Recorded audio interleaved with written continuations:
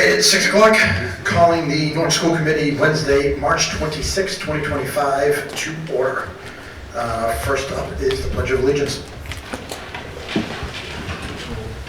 I pledge allegiance to the flag of the United States of America and to the republic for which it stands, one nation, under God, indivisible, with liberty and justice for all.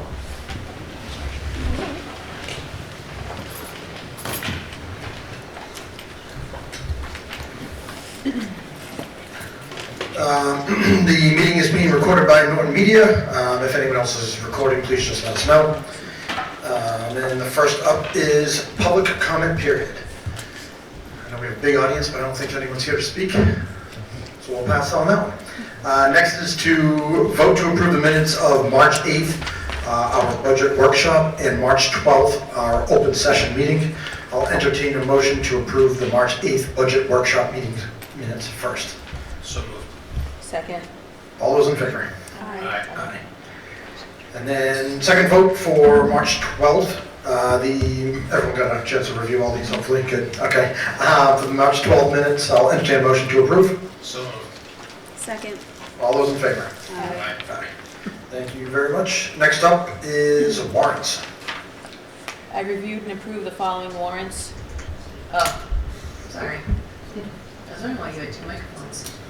School expense warrant, March 12th, 2025, $515,998.97. School payroll warrant, March 6th, 2025, $1,126,177.86. I wish to enter that into public record. Thank you, Sherry, and to Justin Antonio for the student rep update. All right, good evening, everybody. From the high school, there are a lot of cool things happening in the next few months. Spring sports are in full swing. The Electric Theater Company presents Little Shop of Horrors on April 5th, 6th, and 7th. The art show is coming up on May 1st, and then prom tickets go on sale next week for prom on May 23rd. And then from the JCS, the students at the JCS are wearing their Sea Turtle gear this Friday and optionally donating $1 to raise money to help the cold, stunned sea turtles of Cape Cod Bay.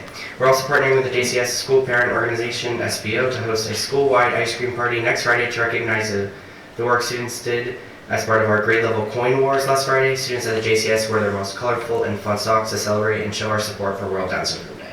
That's all I have for you tonight. Thank you very much. Next up is Dr. O'Neill with our Student Spotlight Series.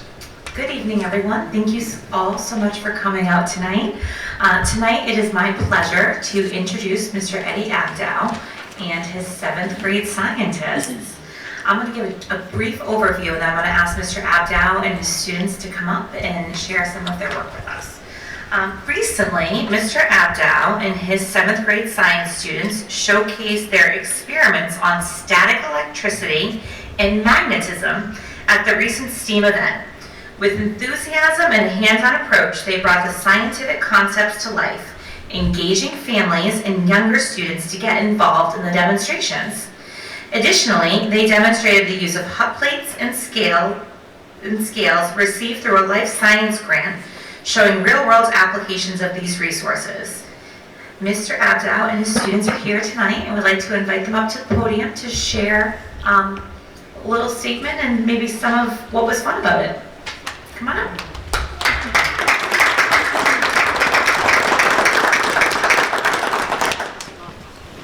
Where do you want us? Right there. Works for you, Mr. Abdow?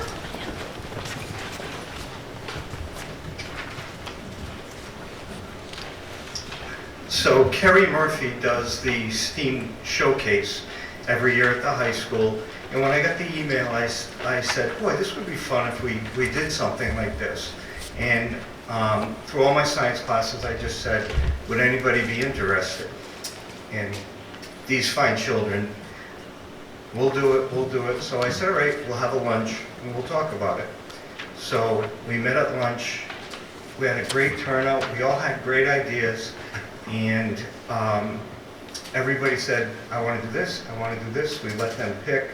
Dr. Ackerman and I had spoke, and we got this life science grant that we worked so hard to get last year, and we thought it would be great to bring that new equipment in just to show the difference between what we had last year and what we have this year, scales, hot plates, how much easier they are for our kids. This is my second year in Norton, even though I look a lot older. Things like this, STEAM nights, it was a blast. It really was. These kids impressed me so much. And the enthusiasm they bring, they love science. They love science. And you know, Mr. Goldstein walked in and they didn't get scared. So, you know they're good kids.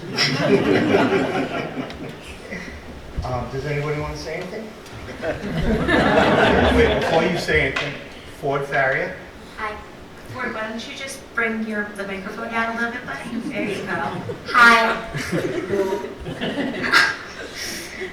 It was enjoyable, like doing the railgun thing because I like flying objects. They're fun, and you guys like chicken. Thank you. Thank you, Ford. Anybody else? Well, so we have Ford, we have Colt Ryan, Owen Chisholm, Ryan Daly, Ella Morris. Timothy Daly. I have another one too. Ella Morris, Mia Abram, and Addie Turner. Awesome job, guys. Would you guys be okay if I asked Mrs. Hadfield to take a picture? And maybe Dr. Ackerman would be willing to hop in it too, since he was so instrumental in securing the science supply grant? All right.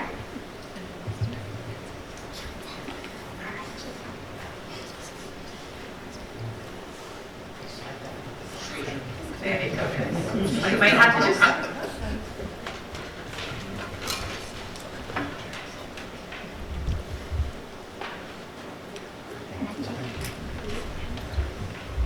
Thank you. Great work. I know if you guys want to stay, you're more than welcome to, but if you guys all want to get up and leave, we can give you like 30 seconds. Thank you. Thank you so much for coming out tonight. Thank you, you too. You too, Ford.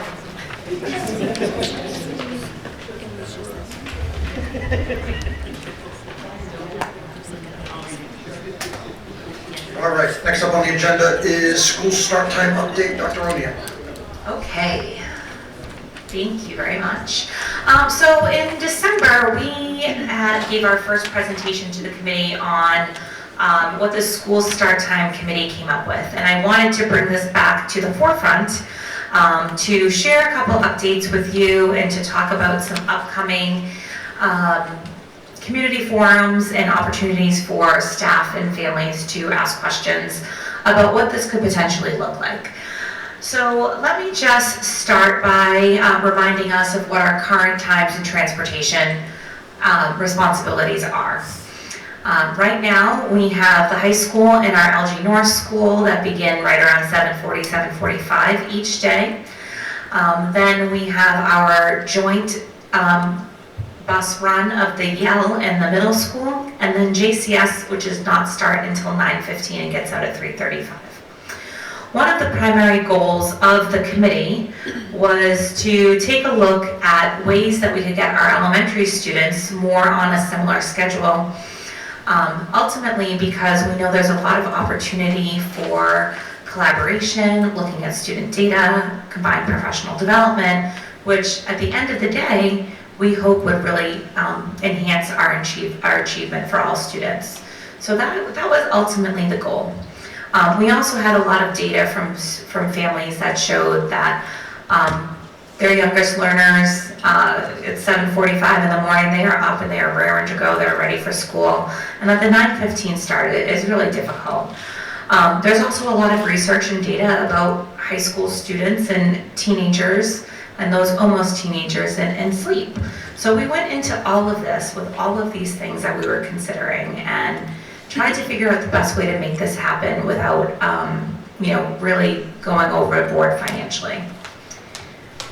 So after doing survey data and looking at research and looking at all sorts of options. We presented the committee with option 2. Option 2 would align the high school and middle school start times with a combined bus route, and it would get all of our elementary schools into an aligned start time. This would mean students in K-5 would ride on a combined bus route, so all of our elementary students would get picked up at the same time. Buses would come from across town to drop off at the Yale School, our 4th and 5th graders, and then they would divide and conquer to drop off those remaining students at JCS and LGN. There are definitely some benefits to option 2. As I mentioned, it brings that consistent start time for students in K-6 to 12. There is definitely the possibility for collaboration between the high school and the middle school.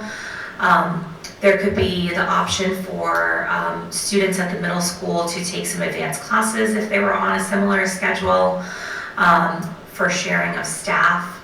Right now, we have a number of middle school students that play up on high school sports teams, and because the afternoon dismissal times are,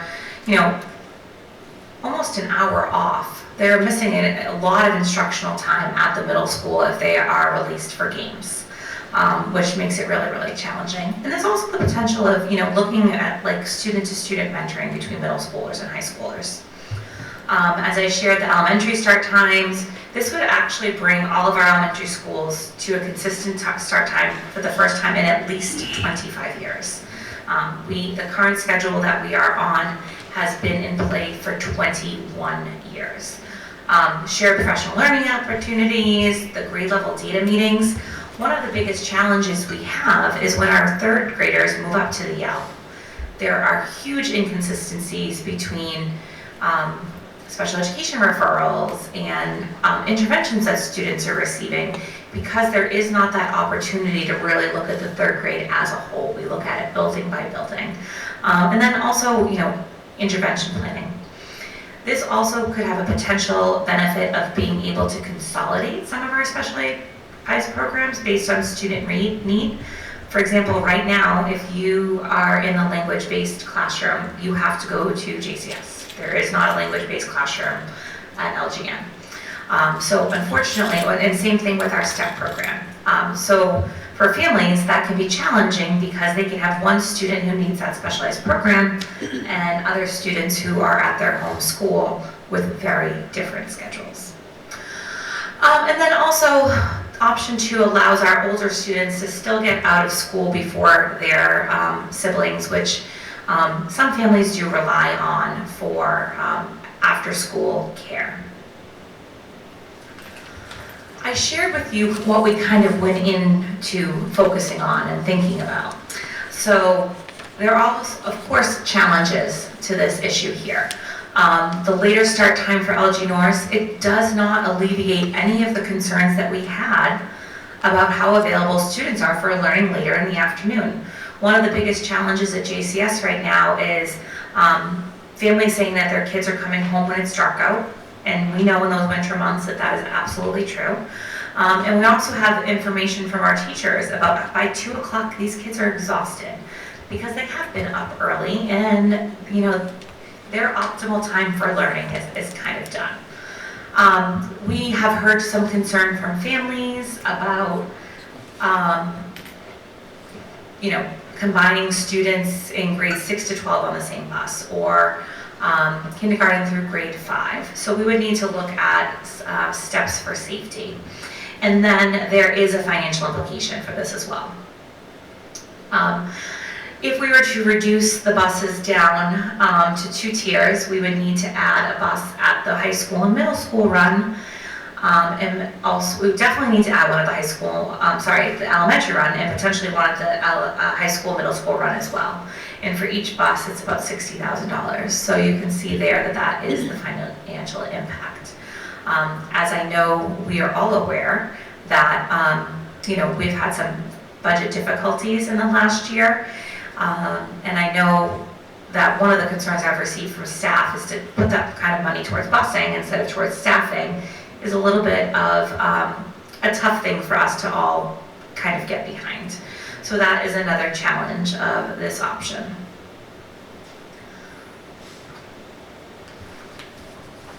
So one of the things that we talked about the last time was if the committee decided that we do feel it's appropriate for us to change start times for the fall of 2026, how could we implement that in the most effective way?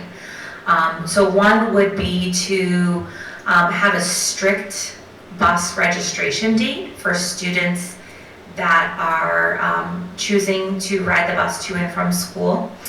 Under Mass General Law, we are responsible for busing students that live over 2 miles from their school in grades kindergarten through 6. We do not have a legal obligation to bus anyone underneath that 2 miles or to bus anyone over in grade 7 or above.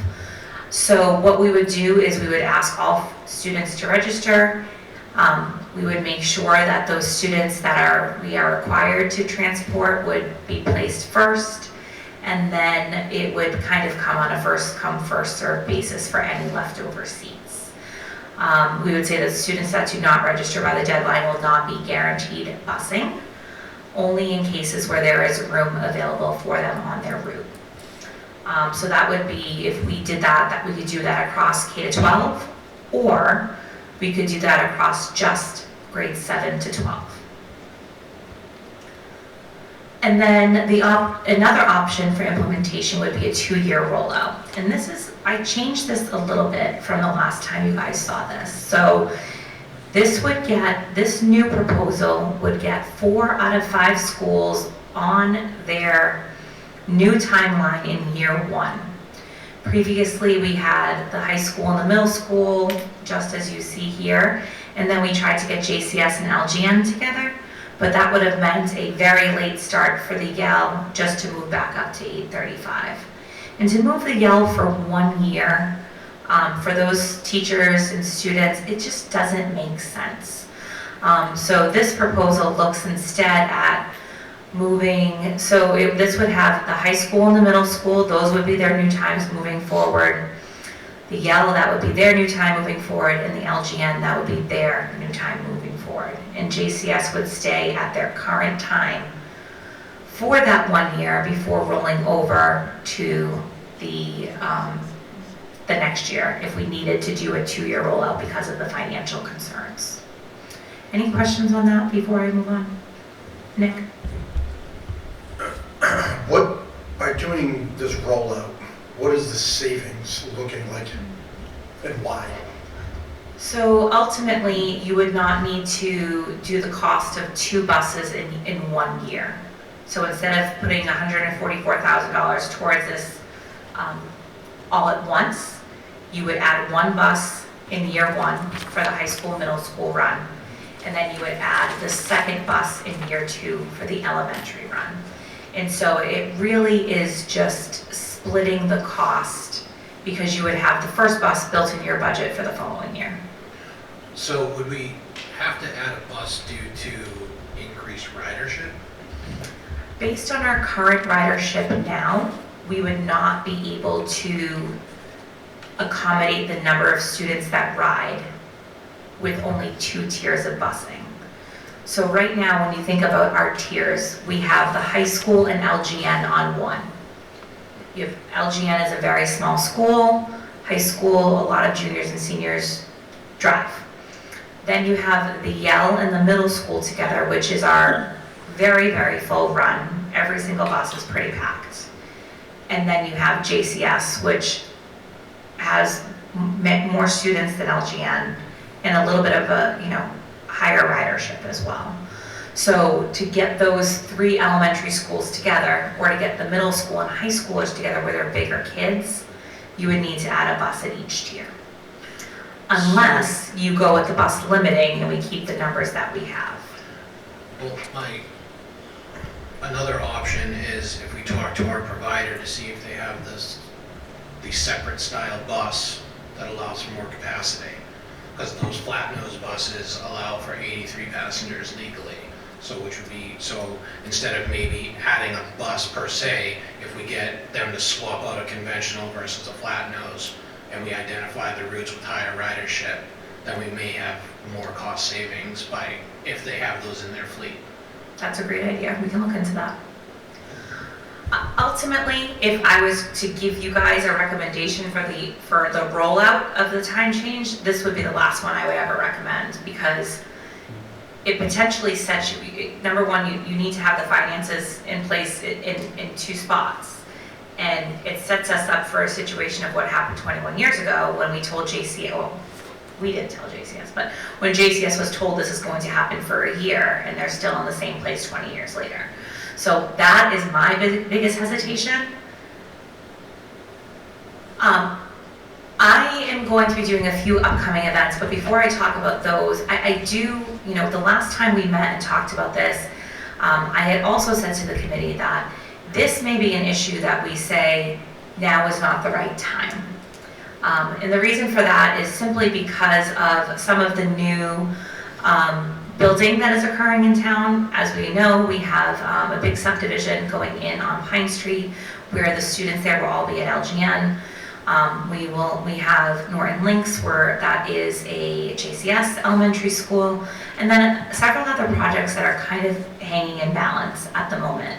So part of me is very hesitant to change times now, and then potentially we need to look at redistricting or another significant change a year or two after we've made this change. But I was tasked with bringing you guys information on school starts, and so this is what we're doing. But it is something that I think we need to consider. So I am visiting all of the school parent boards this month and presenting to them. This next Friday, my newsletter goes out again, and it will be, the whole focus will be around start time. And then I will also be doing a community forum on start time on April 28th. It's funny because I got a lot of emails from staff today, especially at the LGN, when I reshared out what I was going to be sharing with you all tonight.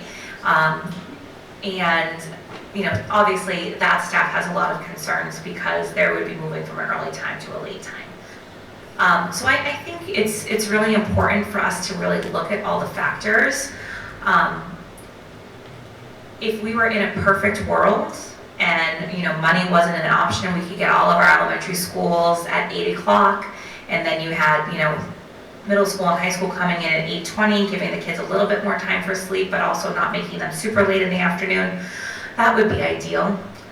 One of the other things I personally would love, with my own background in teaching and learning, and you guys know how long I served in that role, I would love to have all of our first grade classes in one building, all of our second grade classes in one building, and be able to have our students together in that type of collaboration amongst classroom teachers. So I just want us to make sure that we're considering all of those options as we move forward. So I will likely also do a staff forum at some point this month, just because of the amount of feedback that I received from staff today as well.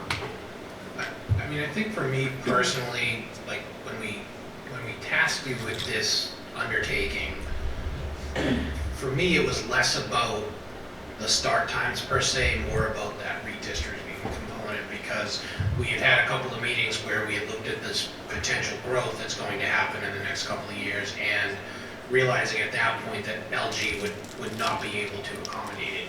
And so to me, this would be the first step would be aligning the elementary schools, and then probably looking at redistricting as a second part of this project, because we would have no choice in a couple of years but to redistrict. But I think it's easier to look at redistricting when we have both elementary schools on the same schedule. It might be a couple of streets here and there, but for me, and I haven't had an elementary school student in a lot of years, but it's a big difference if you have to prepare your kids and your family for a 7:20 drop-off versus a 9:20 drop-off. Whereas as of 2026, potentially, elementary drop-off is 8:30. And not getting into picking your school, but that's kind of like, I think the two things we're talking about are mutually exclusive. Redistricting is like the second part of school start time. And I think too, I agree for the most part. the only, I guess the only thing we would need to consider is what are the roles of 5 schools if you're going to redistrict, right? Because ultimately, at the end of the day, you have space constraints everywhere you go. But we will also hear, at one time, JCS had 1,000 students there, and they did. They also didn't have all the specialized programs that we currently have now. So, and I'm just saying things, and this is not gospel or nothing has been decided, so I think it's important to preface my statement with that.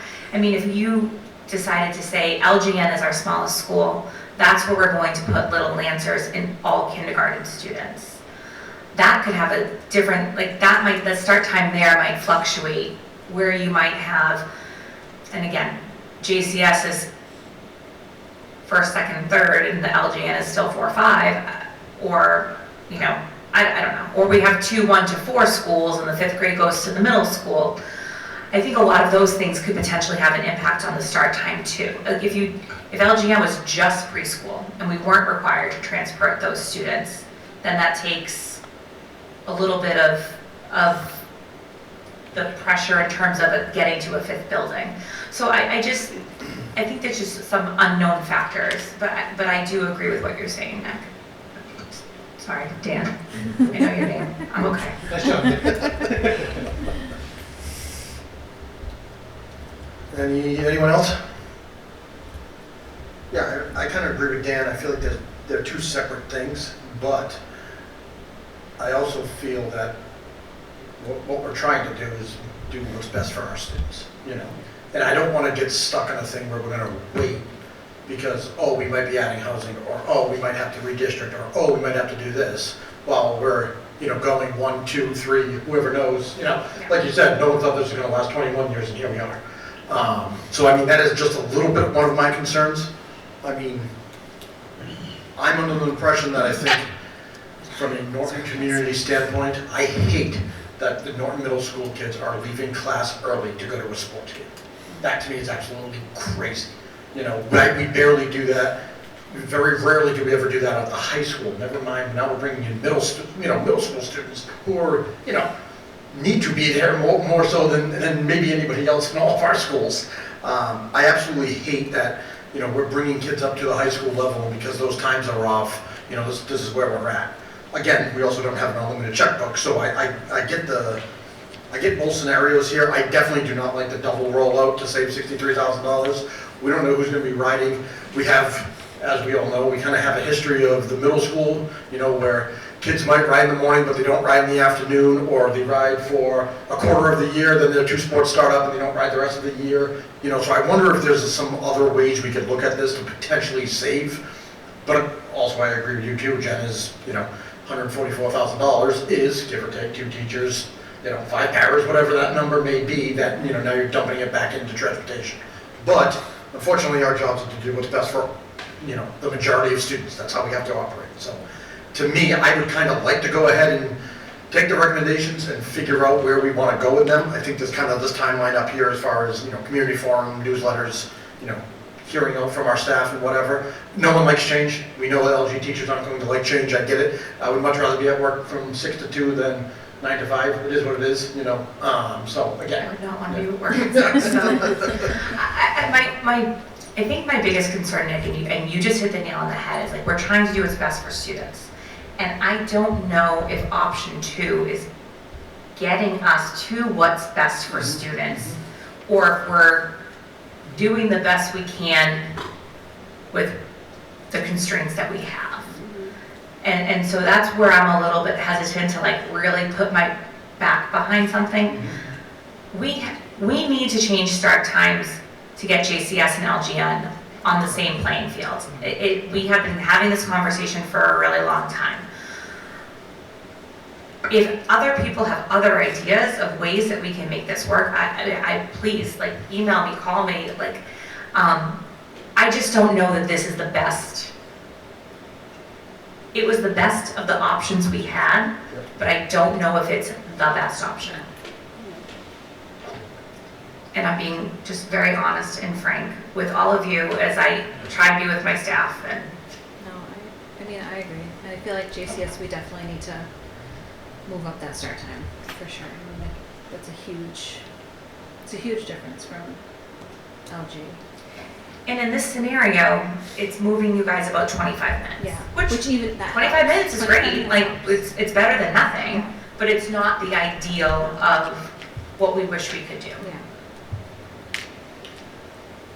And, you know, Jen, to kind of touch upon your point, if we ever went down the road of, again, hypothetically, saying LG turns into Little Lancers in kindergarten, again, throwing this out, 1, 2, and 3 at JCS, keep 4 and 5 at Hay, what does that do? We'd be eliminating busing and saving potential money, I would assume. But then you'd have to bus all those LG students to the JCS that maybe don't get busing now, because now they're more than 2 miles away from there. It's like, what needs to be done first? Do we look at Right. redistricting first and then figuring out? It's very much a chicken Yeah, egg yeah, it is. conversation. I And think Justine, that's why we're here. Yes. Because Yeah. We've had this conversation so many times and we just couldn't decide which was to be done first. Yeah. agreed.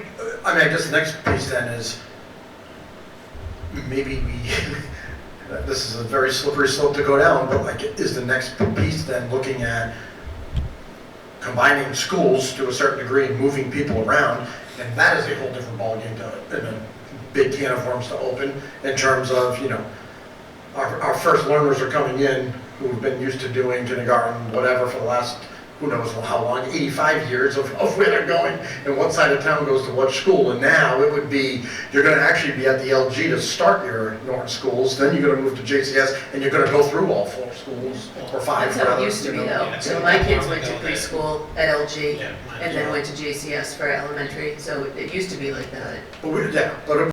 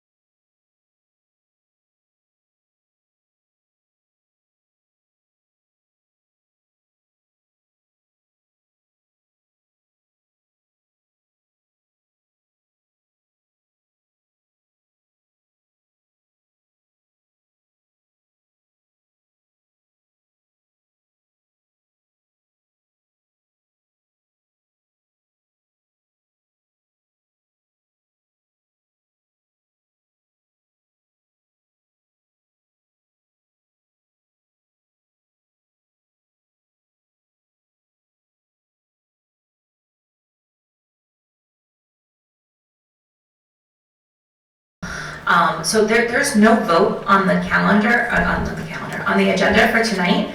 But what I'm understanding from the committee is that we would like to explore a little bit further some of our options, and maybe put this on hold at the moment. Yeah, I think it's one of those things where, we appreciate everyone's work on it, but as you peel back another layer, we realize that if we're gonna change, we can change start times, cool. What is it? Is it what's best for everybody? Maybe it saves a little money, it might not, but then does redistricting, and that's the part about redistricting and when we get into that layer of the conversation, is there any savings there, or are we doing it just to do it? And that's where we need to show this is what's going to be best for our students for X, Y, and Z. Not just do it just because, hey, your schools are out of alignment, let's align them. There's no benefit there. Thank you all, absolutely. I want to get this right too, as much as you guys want to get it right, because I think it would be a really big thing for us here in Norton, and I know I want my name attached to something that will be successful, and I know you guys do too. So why don't I start my recon process, and I'll bring you some information at the next meeting.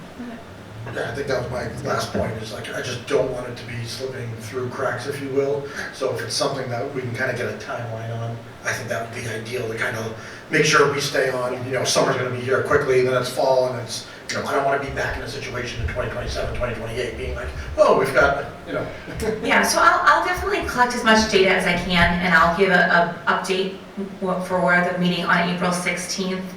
And then maybe there we'll have add a vote to the agenda. Maybe we're gonna table it at this time, or Nick and you and I can be in touch between now and then just to kind of figure out what that vote might look like. But I probably, if that's the case, I'm gonna hold on these parent forums as well. All right, so we'll discuss again on the 16th. yeah, definitely let's hold. Because if we start doing that stuff, they're going to be, we'll have a pickup line out there. All right, next up is review and vote to the changes to the 25-26 school calendar. Dr. O'Neill. All right. We mentioned that we'd be bringing back the calendar for you to take a look at our early release days for the fall. So as you know, we typically do early release days every month, except for November, December, and June. And those early release days are for staff professional development. You'll notice that we have moved the early release days for the upcoming school year from Fridays to Wednesdays. We hope that this is a positive change both for staff professional development and for families.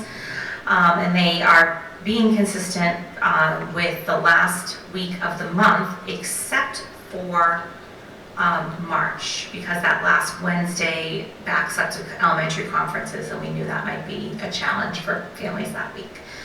Other than that, there are no changes to the calendar itself.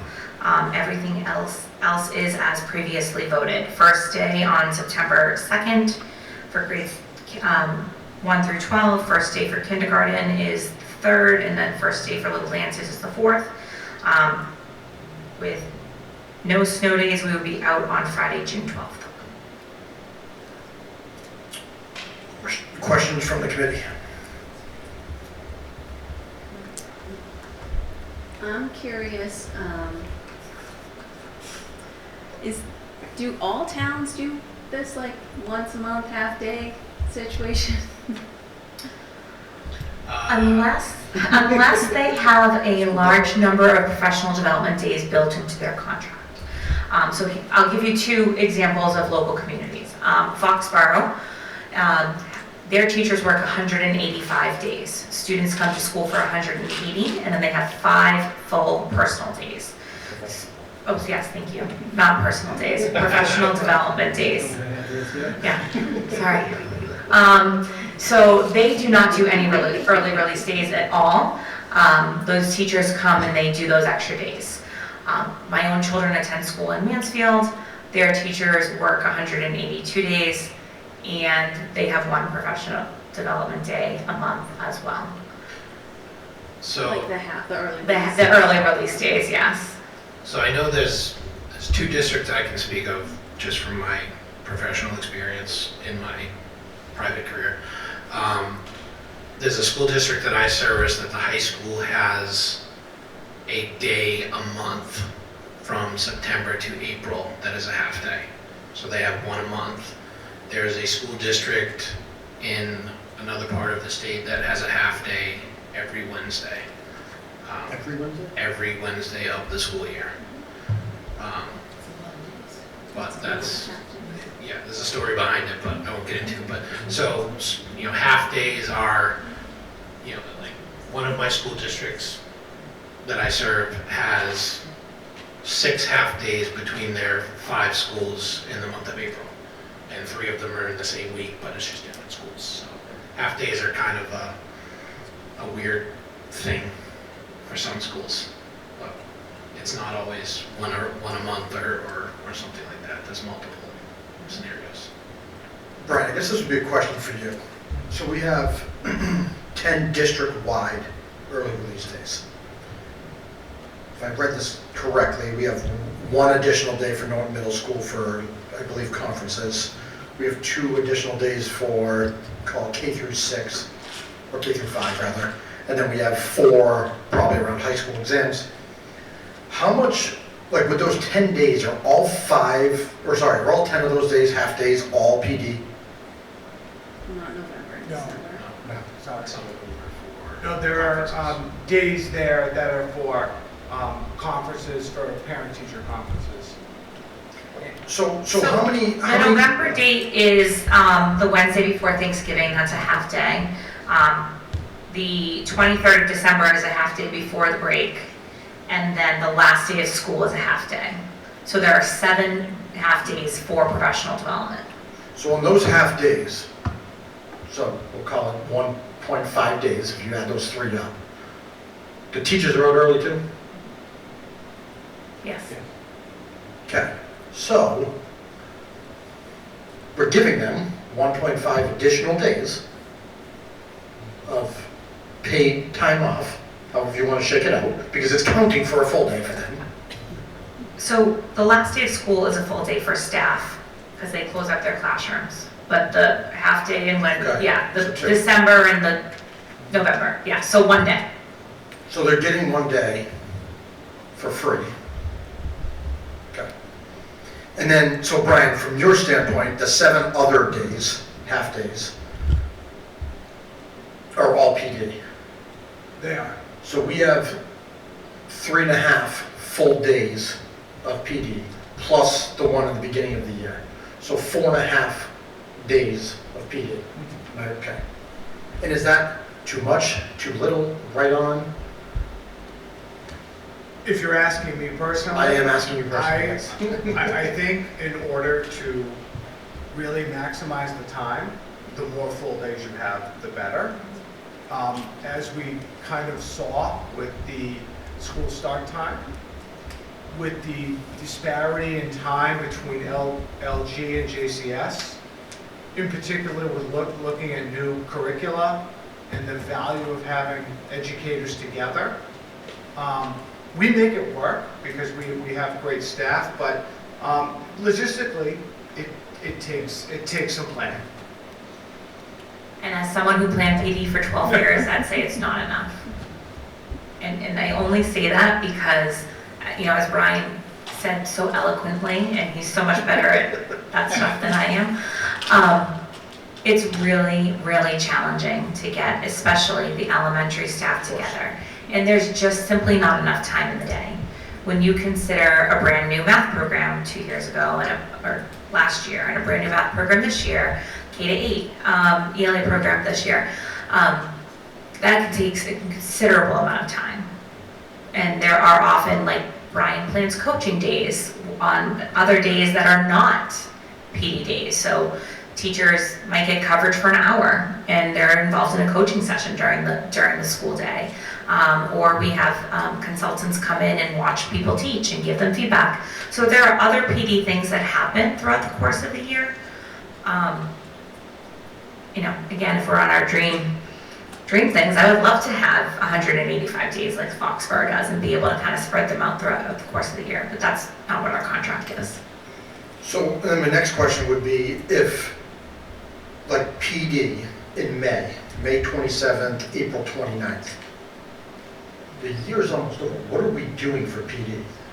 So there's a few things, particularly with the curriculum adoptions that we've had.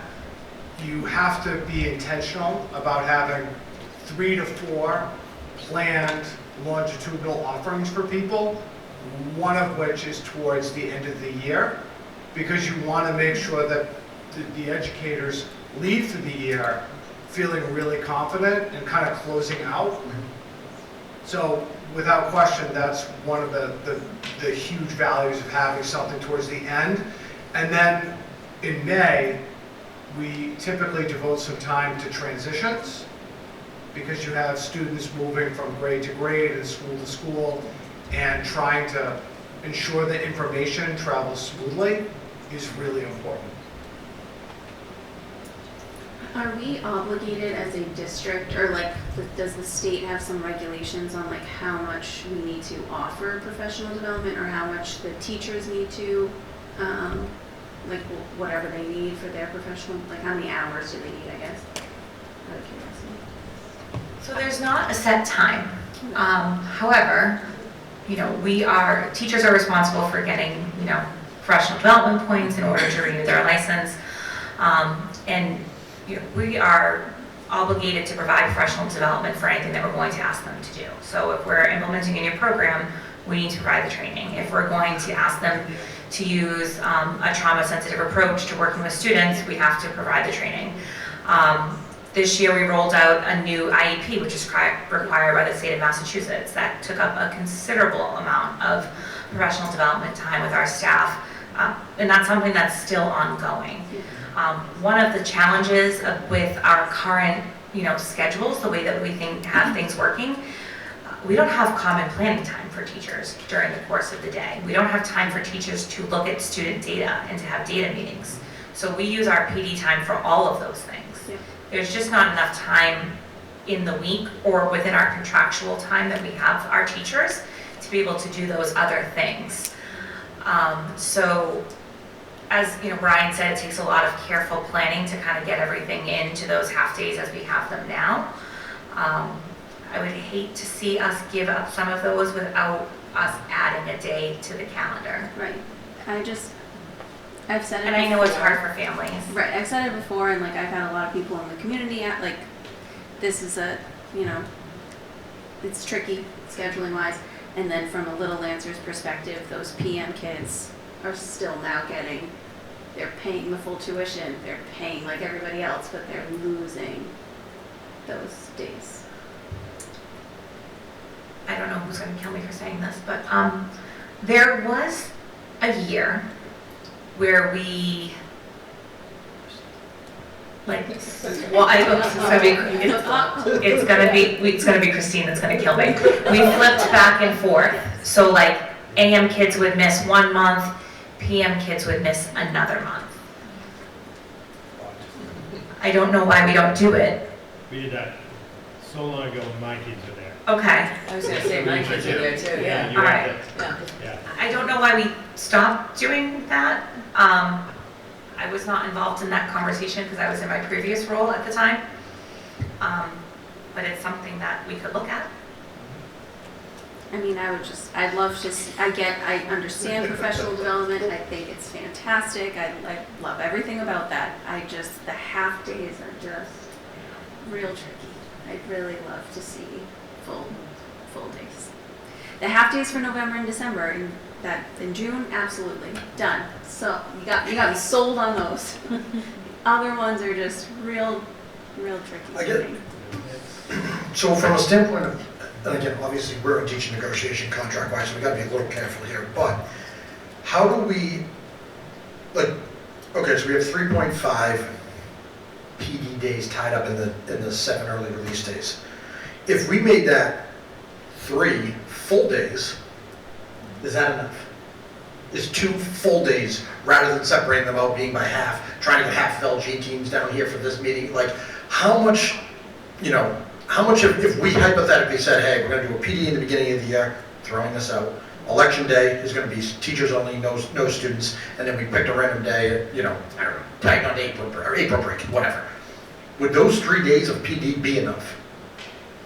3 full PDs, not half days? I would say, from a teaching and learning perspective, yes. So, And unfortunately, you have the director of counseling and the director of special education shaking their head in the audience, I think so. there's a couple of potential issues with that. One of it is the mandated trainings that have to happen on a certain cycle. So the only way to do that then would be you'd have to pay people to stay after school.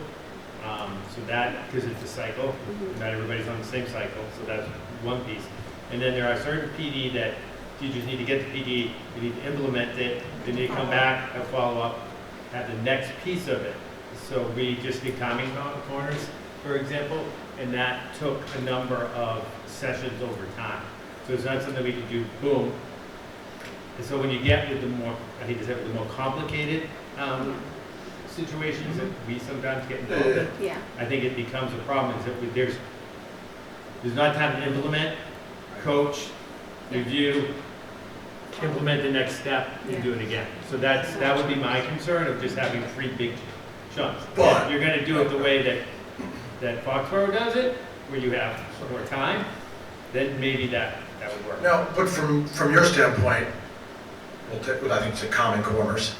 From that standpoint, what does it look like? Okay, we do our first one, we got to follow up, we do an end one or whatever. Do you need half days in order to do that? Or is that more of like, hey, we need to follow up for an hour. Hey, we need to do an hour and a half. Hey, we need you to do this by this certain date. Yeah, I think that it's one, and again, it goes back to it all comes full circle, right? So it all goes back to that district start time and aligning those things, because theoretically, we only have an hour and a half with staff in order to provide everyone the same information at the same time. So it's really, it's hard to say, because right now the model that we're doing, it's an hour, it's 1 to 2:30, because that's the only time that really overlaps for everyone.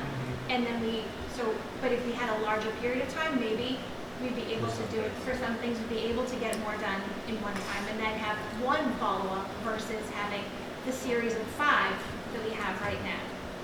So, I mean, it's kind of it's very much a chicken and the egg Yeah. I scenario. think So the it's not other issue you might run into is the amount of, when you're talking about bringing people in, right, non-Norton staff, now you've limited it to 3 blocks of time, and you might need an hour and a half for this, an hour and a half, but you might not be able to get the people for those just where you have a larger variety of time to offer people.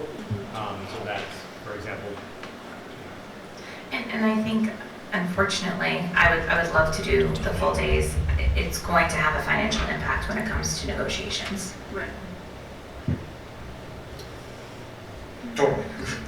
I mean, obviously they're going to want to get paid for their time. I get it, I mean, I guess the last piece of this is we got 180 days on the calendar. 10 of them are early releases. These still count as full days, correct?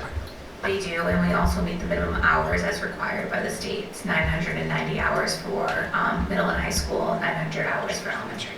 Because ultimately, that is what is my biggest concern. Yeah. Our test scores are going down. We're having issues, across the board, testing score-wise, behavioral, reading, whatever it may be. And yet here we are, once a month, letting these kids out of school early, away from what they're here to do, which is learn. So when you add those days up, to me, you're not just doing a disservice necessarily to families and making it trickier for scheduling and getting someone out of work and so on and so forth. You're also taking kids out of the classroom.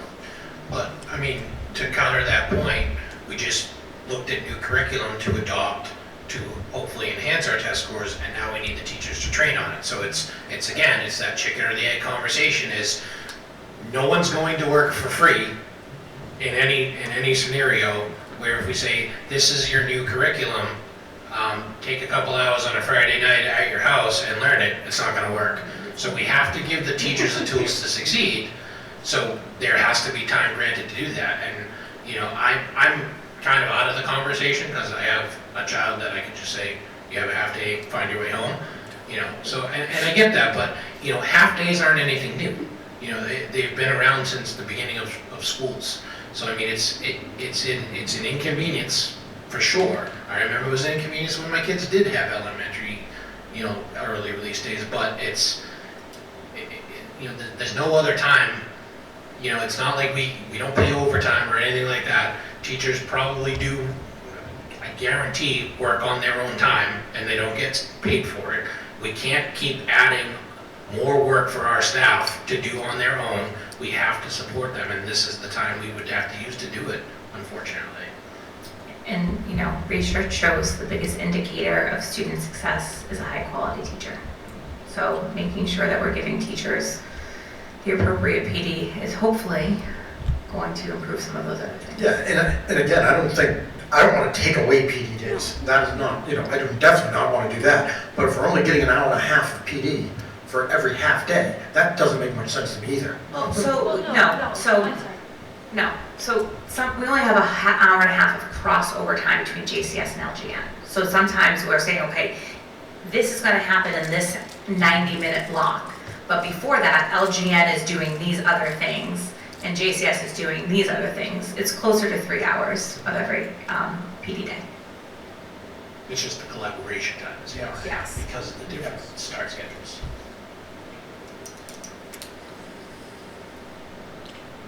Yeah, again, I don't know. It's tricky. It's definitely tricky. There's no question about it. We have to have PD, so I totally understand that. I just would love to look at, we deal with this election, again, obviously this year's not going to be an election year, but we deal with the election year. I feel like that would be a great place to start. That we tag in right there alone. There's one full PD day. The teachers already owe us 1.5 technically, so we wouldn't have to technically negotiate anything, I would assume, since they're already getting 1.5 free days. There's technically still owes a half. Well, and correct me if I'm wrong, Dr. O'Neill, but if it is an election year, even though our calendar is set, we can take back a half day and make that a professional development. Haven't we done that before? Didn't we do it 1 year before? We can't add to the number of days they work.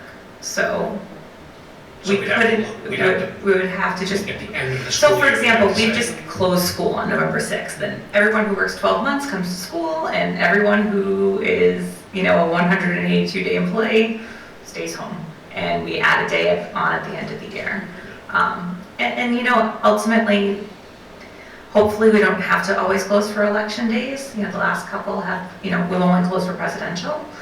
We don't close for every election day. But, as I said, ideally it would be great to get another full day on the calendar, but, that's a process that we have to go through that's outside of our meeting. And, we can look at other creative ideas. And if anything changes, we would come back and update the calendar, but, I just don't know. February and April, they were just home for a week, and then they come back for 2 days, and then it's an early release. That's, I don't know.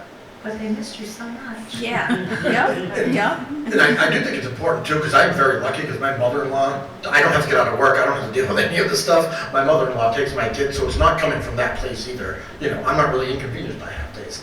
I can just see how many people could be. Brian and I can certainly look at February and April to see if we can move those dates around a little bit, if you guys want us to do that. We could look at, I hate to add a one in November because you have Veterans Day, you have Thanksgiving. It's like the shortest month ever. Maybe in March if there were. We could do 2 days in March. March is a long month. Dan, you brought that up like 2 meetings ago, by the way. Yeah. March just being so long. March is the longest month for educators in my world, transportation. So we're looking and maybe we'll propose moving February 25th to March 4th. So we would have a March 4th early release and a March 18th early release. So that would be 2 there for that long month. And then, unfortunately, your elementary students already have on the 26th, so. Definitely have 3 in March for elementary. What is, and again, I think, you know, the elephant in the room, if you will, the teacher negotiations. Can we table this? Bring this up to the teachers and figure out kind of maybe where we're at?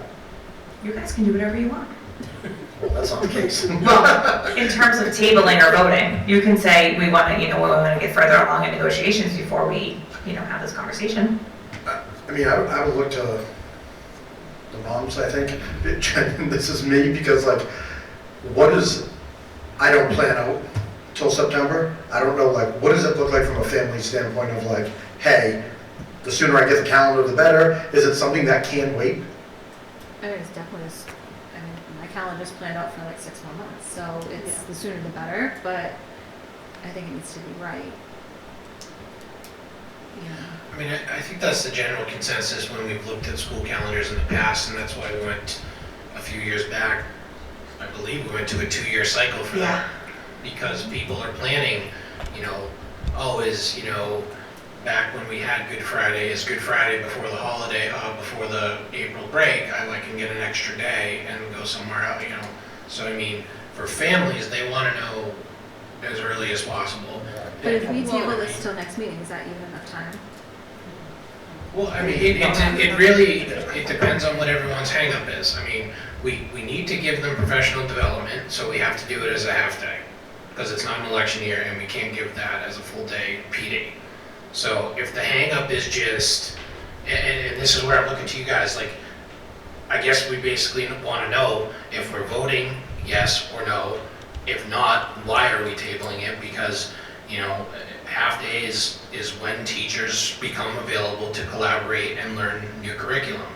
And I understand that they may be an inconvenience, and I get that, and I'm sympathetic to that, but at the same time, you know, all of us in our professional experiences, we're not going to, you know, take on something new and not be able to train for it, because then we're asking our educators to do something that they're probably uncomfortable doing and they need help with. So I have no problem voting on it as it's presented, but I might be in the minority when I say that. So if those who have the concerns, you know, then that would be what needs to be addressed. I mean, my only concern when we've ever talked about the school calendar is the longest month ever of March. I agree to not have them during those vacation months if they can be put somewhere else. But for me, I don't have an issue with any of these, but again, I'm far removed from having to worry about childcare on a half day, but that's just my So input. if the committee was interested, we could move the February 25th to March 4th. If we're concerned about 3 half-days in March, we could potentially move the 18th to April 1st, and then you can move April 29th to May 6th. Or we leave the 18th as is, and then we could move the April 1 to, again, March 6th, or you could do April 8th. I like the idea of having one in March, in May, on May 6th. So May 27th is already there, but if we wanted to move the 29th, we could move that to May 6th. And then, so February would not have any, and April would not have any. But March and May would have 2, and I don't know how much of a nightmare that is for Sorry. anybody else. I know it's not an election year, but can you clarify, why couldn't we make November 4th? It's not a national election, the local elections, we usually typically don't vote. So we could make the November date a professional development day. However, if we only have 2 days for staff, we front load a lot of PD at the beginning of the year. So if we have new tech or a new curriculum or any of those things, it's really nice to have a day at the beginning of the year to work with staff and to start off the year kind of together, working together, learning together. As you know, that first day is our welcome back day. There are other things that are already built into that day. Personally, as you know, as the person who was planning professional development, I liked having that day to front load things. No, I get that, but I'm not saying lose that day either. We'd have the 26th, have the 27th, you would have to add a day contractually to use election day. Then I'm going to table this and we will talk about it in negotiations, would be my vote. That's me. What they, AP testing in May? Yeah. And then, yeah, we have to think about that too. There's a lot in there. There's a lot that happens in there. And I don't know what that, I can try to see what AP testing would be. I think it might. And really, I would be able to, if we could get a day and take off 2, I feel like maybe, hey, maybe 7 seems like a lot. If we can drop that down to 5, but we add a day, full day of PD, now we got 2 full days of PD plus 5 early release days, plus the conferences and everything else.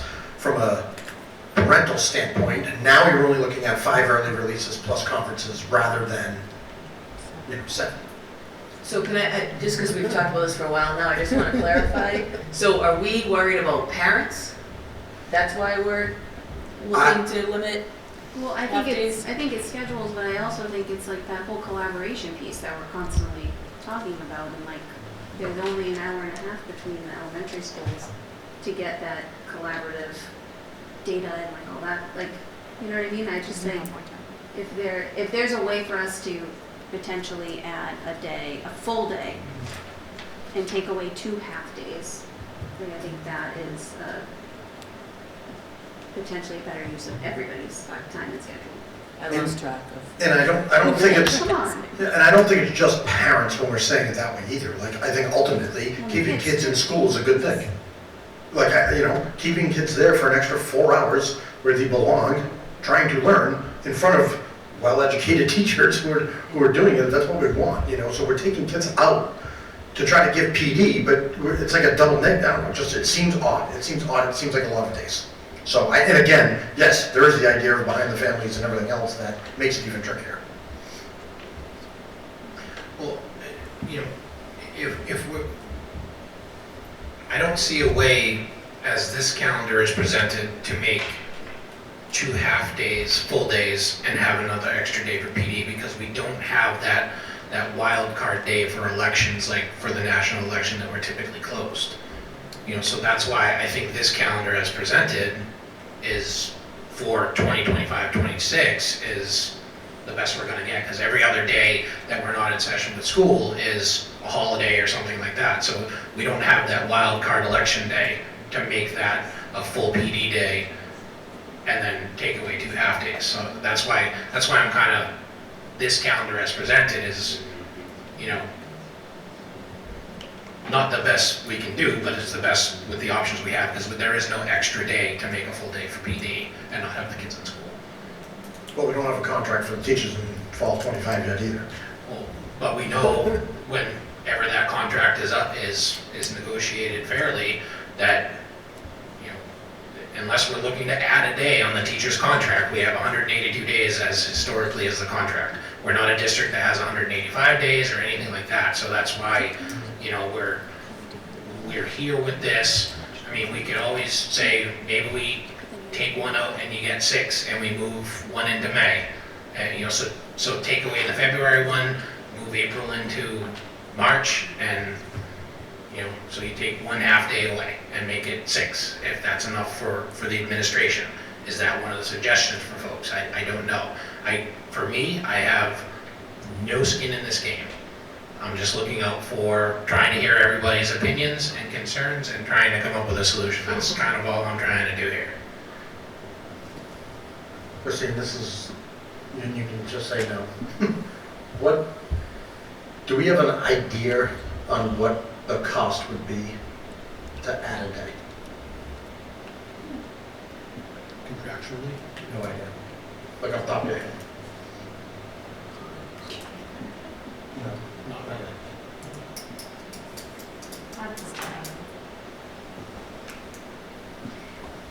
If you guys are divided and we can bring it back, it's up to you. I don't know that I'm going to say anything to convince you either way, so it's really up to you. I know. You could have gone a while ago. Thank you so much for coming. Yeah. Sorry. It's just so hard, because again, there's so many determining factors, and again, as you peel back the onion, this is what keep happening.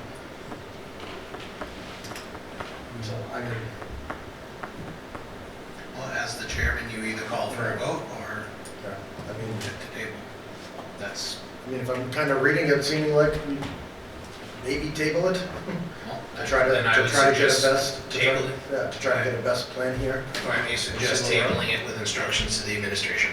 Yep. Because we'll be back here in a week or two if there is no instructions on how to relook at this. So can I table and then explore further options? Make a motion. All right, I'll entertain a motion to table and have administration look for further options on a 24-25 calendar. 25-26 calendar. Want me to read that? I'll say that again. I'll entertain a motion to table with the instructions to admin to review the calendar and come up with a better scenario for the 25-26 school year. So moved. Second. All those in favor? Aye. All those opposed? Right. No. No. So that passes 3-2. Go ahead. Oh, you good? Sorry, I forget sometimes. Next, superintendent evaluation process overview. All right, so as we did last year as well, we tried to go through the evaluation process prior to any change in the board with the upcoming local elections. So in your packet tonight, you have a couple different things. The first is the indicator rubric, which actually walks you through each of the areas that superintendents are evaluated on underneath the Massachusetts regulations. The first standard is instructional leadership. The next is management operations, family and community engagement, and then professional culture. So this is a resource for you. You really do not need to go through and complete the rubric. But it does give you a little bit of insight as to what each of those indicators means and how you're ranking me in each of those areas. There is a small version of the rubric which kind of breaks it down in a little bit more of a simple manner. Then you have a document which is like a a blank form. Pam also sent this to all of you electronically, and this is where you would actually complete your own individual evaluation of me. So it is customary for a school committee for each individual to complete this evaluation form and to rank me as you see fit. There is an area for the goals. Your packet also has a goals update, which I'm not going to read to you this evening because you guys are all well educated. So you would be ranking me on my, professional practice goal, the student learning goal, and the district improvement goals, and then each standard as well. Your chair is then responsible for combining all of your feedback to me into one complete document. Typically, it's kind of like the average of, all the rankings, therefore, and then, selecting comments that you may have included to put into the evaluation itself.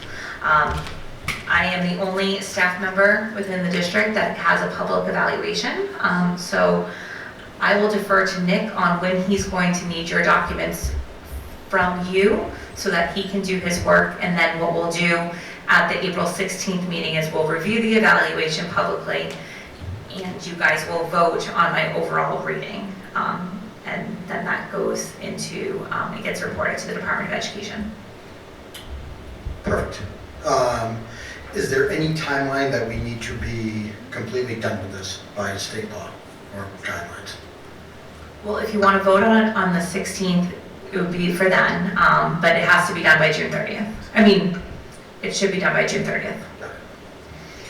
And I think obviously from doing this standpoint, we moved this date up, so the 5 of us who sat here all year would obviously vote, so that's why it's a little earlier. Any questions, comments, concerns? Do you want it electronically or do you want it in paper form? I will leave it up to you, because I don't, Either way is easy, it doesn't matter to me.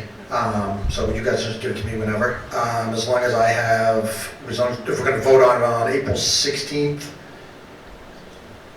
I mean, as long as I can get it by like April 11th, does that work?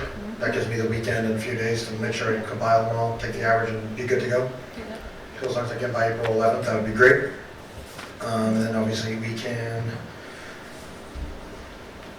do that on the 16th at our meeting. Yeah, it is. I know 4 of us have done it. Audrey, it's pretty easy kind of once you walk through it and see everything, but it's Yeah, not. my first meeting was when you guys reviewed it. Perfect. So, I So, remember seeing. awesome. Any other questions, concerns? Good? 9 is moving on to discussion and vote on school choice. All right, I thought this is going to be the long one tonight, but you guys surprised me.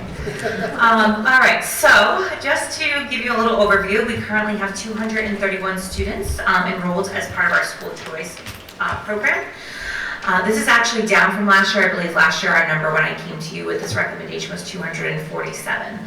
So as you can see, our numbers are there based on our current enrollment. So you can see each grade level and school building and how many school choice students there are.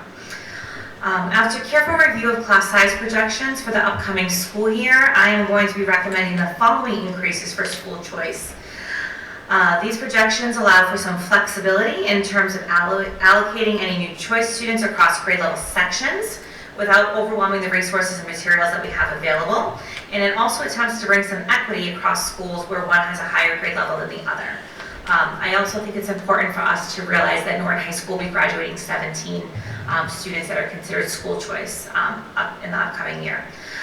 So this is a little bit different than I think we've done it in the last couple of years. What I did for you is I looked at class sizes for next year, and then I gave you the average class size for each grade level in building. So as you can see, both JCS and LGN, we are anticipated to have 18.6 as our average class size there in first grade. I think that's a great number, and I don't want to touch it. And so therefore, I am not recommending any numbers there. At JCS, our average will be 21.4, where our second grade at LGN will be 18. My recommendation would be 4 choice spots in grade 2 at LGN. This would allow 1 school choice student to go into each of the 4 classrooms that we are projecting for next year. And again, would only move their average class size up to 19, and it would still give us some flexibility if we have any move-ins of Norton residents. Third grade at JCS is going to be 21, same as LGN. And I said we could take 2 students there. Again, there are 5 sections at JCS. There will be 3 sections next year at LGN. So that again is not in every classroom. It would still make our sections about 21 to 22 students. At grade 4, I am not recommending any increase. At grade 5, I am not recommending any increase, as well as grade 6. Grade 7 is our smallest cohort currently. Our class sizes there are looking to be about 20 students, and that is spread across 8 sections. So we can take up to 10 students there, and again, it will not really change that number. We'll go to about 21, 22. Grade 8, there are 23 across 8 sections. I'm recommending no more than 5. Same with grades 9 and 10, no more than 5. You'll also notice that I could not give you an average class size for the high school. That's simply because it just fluctuates so much based on whatever Vinny does with the schedule every year, as well as core classes versus electives. It's really hard to put a number on it, but those are the recommendations there. We also, as part of school choice regulations, we allow siblings to come in to keep families together. It's not just something that we do in Norton that's kind, it's actually part of the regulations. And then, our staff as usual. So happy to answer any questions here and take questions from you on these recommendations. So I have two questions. Mhm. One is, the siblings and staff, you know, these two exceptions, we're not projecting those to be part of the 33 spots at this time. Those are kind of Correct. above and beyond, so we could be a little higher with the condition of we're helping out our current families and our educators. And 9 times out of 10, those are students coming into kindergarten. So I believe this year I think we had 9. And I believe the majority of the siblings, and then I think there was 3 staff members. And I think one was both a sibling and a staff member. And my second question, more, I guess it's the policy or procedure regarding it. When a school choice applicant kiddo comes in, like, do they have the choice, like, for example, JCS and LG, how do we place them? Is it like, So is the it second coming from, grader- like Taunton versus like Attleboro, because it's that side of town, or is it just? So we would only have spots available at LGN for grade 2. So if we had an interested family that was coming in for grade 2, they would have to go to So what to about like the third grade, do we LGN. have spots? So typically we do it based on where they're coming from. Okay. But once the spots are gone, they're gone. What, just a follow-up to that, like, what happens if, all right, David? Everyone's leaving. Oh, jeez. What happens because obviously we don't know who these students are. Once they kind of get here, then we start realizing like, okay, this one, would we ever move a student who might be in LGN because we have different services at JCS for them? We have, Yeah. actually. So we had a school choice family who was at the LG, multiple children, and one of them actually needed a program support, so that one of the students moved over to GCS. Okay. Any other questions, concerns? Just a random, I don't know if this even applies, but you know how when we have students that are on IEPs and we give them, or we can bill Medicaid, right? If you have a school choice student who is an IEP student, do we bill their Medicaid? So we submitted all of our students, we submit to Medicaid. I don't think that we. Please, can you go over to the podium because we can't hear you? I'm sorry. That's why Vinny walked out on it. This is Casey's job now. So if we submit, Christine, Alex and I, we work together, we submit all of our students for Medicaid, not putting in school choice or anything like that, so we just put them all in. I don't know if the state then looks at it and then parses it out that way, but we submit it all because there are students. Yeah. Okay. And then that comes back to the general fund to the town. Correct. Yikes. We've had that issue What was in your discussion many times over the years, Nick. And it goes back to the general. I know it fund. goes doesn't back, get these kids dispersed. I get that, but these kids aren't normal residents. They're not, it's good, we're paying for them to go to school, and then their reimbursements are going back to the town. Yet we're the ones who are on the hook for them. So again, we probably need to do a little research about the Medicaid piece. I don't know if it goes to the town where they reside or if it comes to us. But let us do a little bit of research on that. But we do submit for the reimbursement regardless of their status. And for the school choice increment data, that is where we get the majority of those funds, not necessarily very little from Medicaid, but it's really, and that comes directly back to the schools. Yeah. And I remember last year's lively discussion on this. If a kiddo has, like OT, PT, we can bill that by hour back to their district, correct? Correct. Okay. So it all goes into that document that Christine was just talking about. So you go in and you say, this child receives this service, this is how many times, whether it's per week or per cycle. You allocate what the cycle is. Is it a 5-day cycle? Is it a 7-day cycle? And then you say it is a one-to-one service. It's a small group service. It is an inclusion service. All of that data goes into the spreadsheet.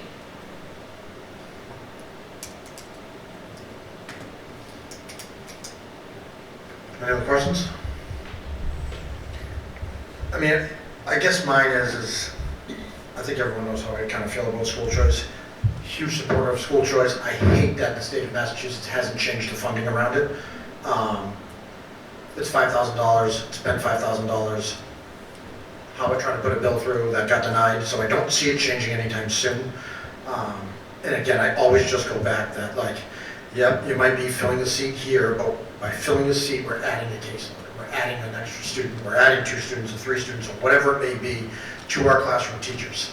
You know, so I just always don't know if at the end of the day, you know, by putting a freeze on school choice, we'll call it, you know, and 17 kids walk out our door at $5,000 a whack, we're looking at like $85,000. Now granted, you might get some faculty, staff, you might get, you know, some siblings who come back and that number's a little bit less, but once that gets frozen for a year, 2, 3 years, yes, you are going to hypothetically lose revenue to a certain degree, if it's even revenue, and then you're back in the same, you're back in a spot where you're not losing $2 million right from the start, because the kids who are here will stay here. So I think last year by doing the 7 through 10, we kind of froze, you know, the elementary school side of things, and you know, like I said, my thing from the state is that money is quite frankly a joke, that we're only getting $5,000. I'd love to see where someone could be educated for $5,000.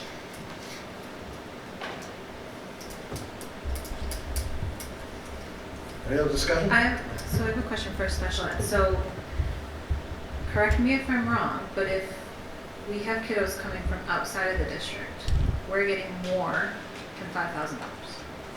Yeah, so that's what that school choice increment report is that Christine was just talking about. So, Or I can say it for you if you'd like. Okay, so But yeah. that's not a school choice. So say it wasn't school choice, and say that we have services here that another town cannot provide. So that child needs to come to our so district. we have a student that we tuition into the district. Tuition, which is a lot more than $5,000. Yes. Yeah, so. We have one agreement. Hold on. Casey, you gotta get up, 'cause the camera can't pick you up, and I don't want it to go haywire on us here, sorry. Audrey, if you want to repeat that question, that way we can get it answered. Okay, so if we have a kiddo out of district who needs to come to our district for services that we can provide because their district cannot, Yes. our district gets more than $5,000. So if it's a school choice student, then we would use the school choice increment report. We do have a student or two that we are technically the out-of-district placement for them, so this town pays tuition for them. We were like we would do for our out-of-district students, send out referral packets and things along those lines. So we do have, I think, one right now, Christine, correct? Yeah. We did have another district approach us last year to potentially tuition into one of our programs if we didn't have room for them at that time. So we were not able to do it. We're more than happy to. As long as we have room, we're happy to do that. Do we have an idea of percentage-wise how many school choice kids come in and end up needing services? How many school choice students require special education services? I don't have it off the top of my Once they're head. in the district, so then, So they weren't previously identified. yes. But even that technically doesn't matter because we can't say no. No, you can't Right, say so that, that- but yeah. just, So how many students have we identified as needing special education services since they've enrolled in the district? as school choice. I don't have that number now, but we can easily find that. And ultimately, whether they're receiving the special education services, we get extra money within that sped increment report. Yeah. But yeah, I don't know off the top of my head. No, we can easily track that down then. I'm fairly certain though that the percentage of school choice students that are on IEPs is very close to our percentage of students that are Norton students that are on IEPs. It's Like actually that- lower. It's lower? It's lower. Okay, I was gonna say, I feel like it's fairly close, but if you can tell me it's lower, that's interesting. Okay. How many students do we school choice out of Norton compared to in. So we have 200 and, what was the number, 31? 231 who come into Norton. How many go out? Do we know that? I think Jen had that. We do. We got this information not long ago because we were looking at our sending tuition money. And I thought, oh, we sent that many kids? And it was a bigger number than I thought. But I don't have it.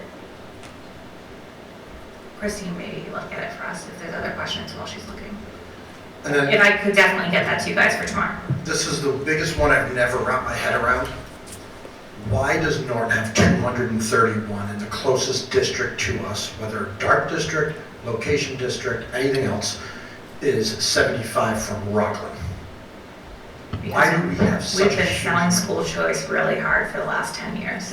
Which is great, but other schools have also done the same, so why are we so much higher than everybody? It's the quality of education they're getting here. That's what I've always said when it comes to school choice. You're getting a better education than some of our surrounding towns, that's just a fact. And I've said this publicly many years, I would put our district up against just about every town in the area, that it's going to be a better district fundamentally than some of the towns around us that maybe don't have some of the resources we have. You know, some people living in the cities want that small town feel for their kids, and you've seen it. I remember when I was in youth sports, those kids wanted to come and play sports here too because they didn't like that city mentality. Unfortunately, the other aspect of that is Norton is kind of a pretty expensive community, so if you can get a quality education and get your kid to that school, that's how I've always felt about school choices. They're looking for more opportunities for their kiddos, and I think they get that here. And it could be too just with the locations of those other communities that have not had as much success. You know, when we think about it, Norton is, you know, it touches Attleboro and it touches Taunton, which are both considered cities, more urban communities, more urban school communities, both great communities, but there is, I think as Dan said, looking for more of a small town feel. We currently we choice out 29 students.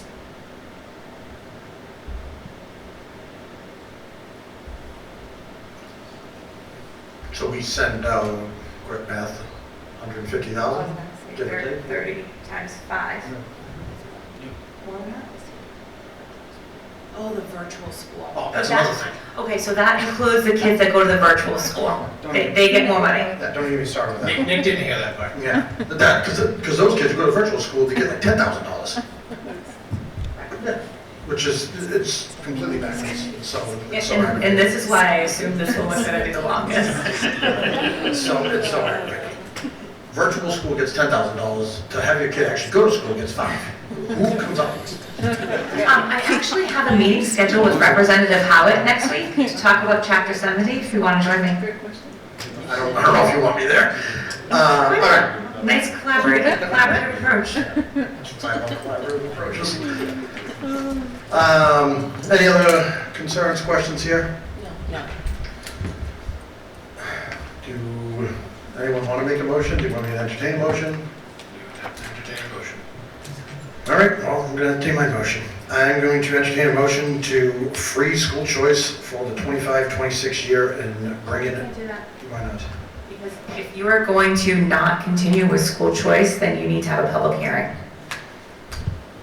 So you do not want to move this motion forward as presented? You do not want to add these spots? You want to go with, you don't want to add any spots, is that correct? I would like to keep the siblings enrolled, obviously, and then any staff members who could bring their kids here. I don't want to have any more school choice, we'll call it general students coming into district. So what do we need to have a public hearing about, and why is this the first time we're hearing of that? Oh, so ultimately, if we decide to freeze school choice, I did not know that that was anywhere on your mind. So a public hearing is required if we're going to change our status from accepting school choice to not accepting school choice. That needs to occur. If we do not accept school choice, we are not able to accept our staff students as school choice either. If school choice does not exist, we cannot give staff that perk unless it exists somewhere else. and it does not exist anywhere else at this time. We could make it exist somewhere else. But that we would not get any money for them from the state because we are not a school choice district. There are communities that have it in their contract, and it's called, like whether it's a perk of the contract or if it is like a tuition waiver, those exist.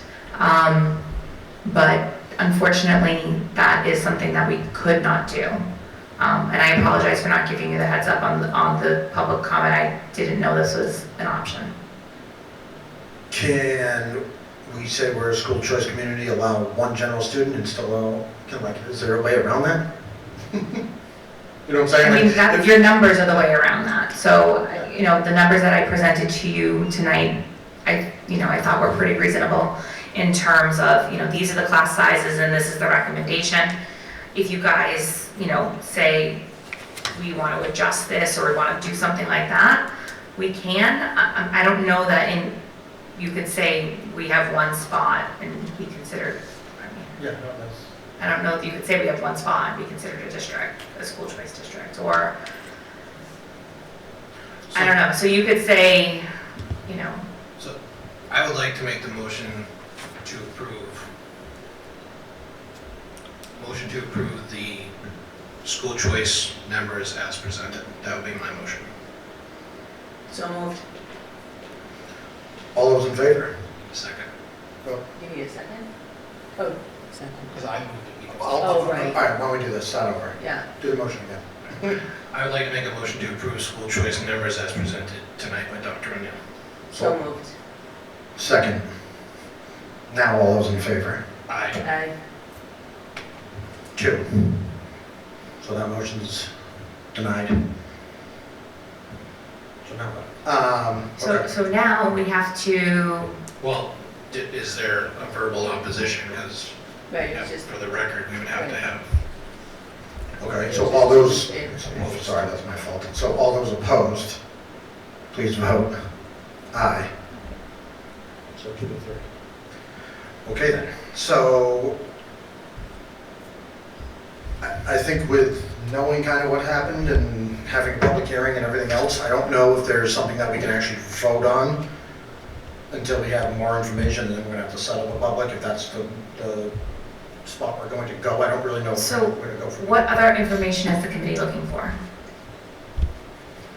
I said it last year, and I will say it again, until I have 231 students and who they are and what they do and what services they're getting and how much money they're bringing into us and how much money school choice is costing us, because they're not free and it's not a full $2 million that we get in reimbursements. So until I have that number, I'm going to vote against school choice until the state of Massachusetts changes from $5,000 to X amount of dollars, whatever that may be. That's my personal opinion. I don't know how the other 2 dissenting votes feel. I understand your frustration, Nick, with the state. I totally get that, and I feel that with you. But and listen, my kids are all done. I really worry for your children. I really do. Just how we have run the schools and how school choice has helped us. I hope you guys get the information you look for and make decisions, because I truly am terrified for your children. I just think this is too many. With I don't know, the behavior, So I guess, again, we'll come back to, maybe we need to have a further discussion on this before we're voting down school choice completely, because as of right now, to me, we're not allowing school choice at all. well, I mean, I think that, I thought that was on the numbers, these new ones. I mean, obviously to continue to allow families to come in of siblings, yes, and to continue to allow. We're required to. Yes, So, yeah, yeah. yeah. So like that's still, that's not, you're not leaving per se, like that I think would continue, and obviously having an option for teachers or staff members to bring their kids here. I just think 10 more 7th graders, 5 more 8th graders, that's a lot in the middle school. Middle school, that age range, that's a lot. I think the elementary, where our scores continue to not be great, and to bring in students that have potentially more needs that take away from our own students that are here, I just don't want to see, I don't know. Last year, you know, we did a modified version and it was 7th through 10th grade. I'd be open to like considering, I guess, a 9th and 10th grade number. But I just think the middle school and elementary schools I wouldn't want to touch. I agree, and I'd like to see these numbers come down overall, leave more room for our kiddos who are moving into the district and who are paying our taxes to come to our school.